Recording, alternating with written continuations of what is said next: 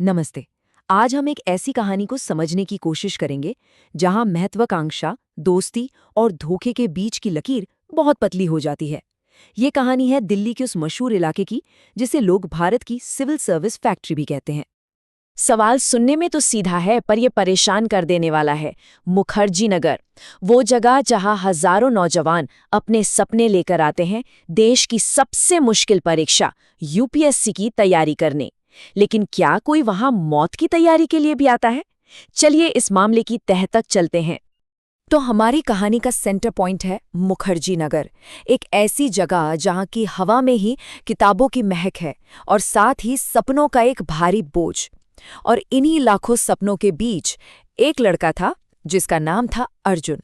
अर्जुन को यहाँ तैयारी करते करते करीब 2 साल हो चुके थे और वो उन स्टूडेंट्स में से एक था जिसे हर कोई उसकी मेहनत और ईमानदारी की वजह से जानता था।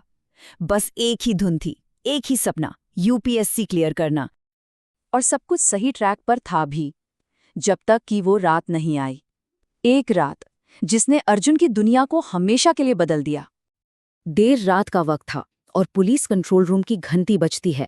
फोन पर एक घबराई हुई, कांपती हुई आवाज थी। ये थी रिया, अर्जुन की रूममेट। उसकी आवाज में साफ साफ डर था। वो बस इतना ही कह पा रही थी, अर्जुन दरवाजा नहीं खोल रहा। पुलिस फौरन मौके पर पहुंची। दरवाजा देखा तो वो अंदर से बंद था, उसे तोड़ना पड़ा। और जब दरवाजा टूटा तो अंदर जो दिखा वो किसी के भी होश उड़ाने के लिए काफी था। अर्जुन अपनी स्टडी डेस्क के ठीक पास जमीन पर बेसुध पड़ा था। पहली नजर में देखने पर यह किसी हादसे जैसा लग रहा था, लेकिन तभी पुलिस की नजर एक ऐसी चीज पर पड़ी जिसने इस पूरे केस का रुख ही मोड़ दिया। अर्जुन की टेबल पर उसकी स्टडी नोटबुक रखी थी, खुली हुई, और उसके आखिरी पन्ने पर कुछ लिखा था। शायद अर्जुन के लिखे हुए आखिरी शब्द। सिर्फ 2 लाइनें थी, वो भी अधूरी। मेरे नोट्स कोई चुराता है, मैं खतरे में हूं। बस। अचानक से ये केस एक आम मौत का नहीं बल्कि एक गहरे रहस्य का बन गया। सवाल ये था कि आखिर अर्जुन को खतरा किससे था? तो अब पुलिस के सामने ये पहेली थी, इसे सुलझाया कैसे जाए?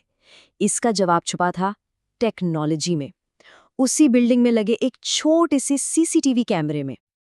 अब जांच का सबसे बड़ा और सबसे जरूरी सवाल यही था कि अर्जुन से आखिरी बार मिलने कौन आया था। कौन था वो शख्स जो उसकी मौत से ठीक पहले उसके साथ था?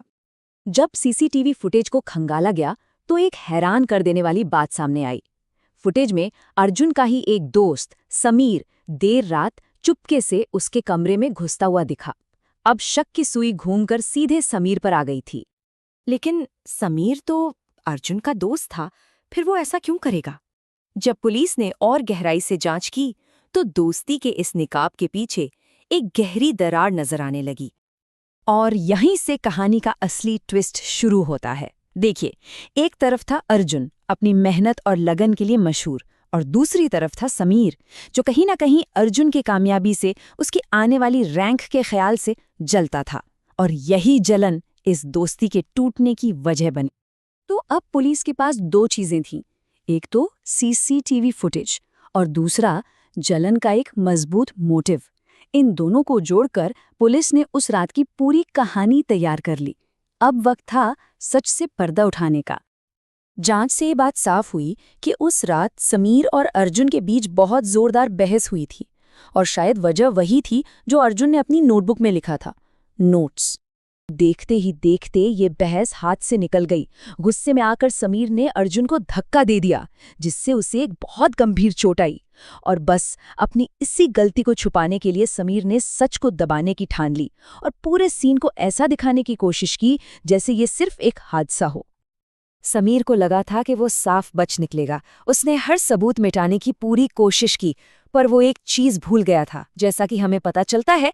लेकिन सीसीटीवी ने पूरा राज खोल दिया। टेक्नोलॉजी के उस एक छोटे से सबूत ने दोस्ती, जलन और धोखे के इस पूरे खेल का पर्दाफाश कर दिया। तो ये कहानी सिर्फ एक क्राइम की कहानी नहीं है। ये अपने पीछे एक बहुत बड़ा सवाल छोड़ जाती है कि जब कंपटीशन इतना ज्यादा हो तो कामयाबी की चाहत और धोखेबाजी के बीच के जो लाइन है वो आखिर कितनी पतली रह जाती है। ये सवाल सच में सोचने पर मजबूर करता है।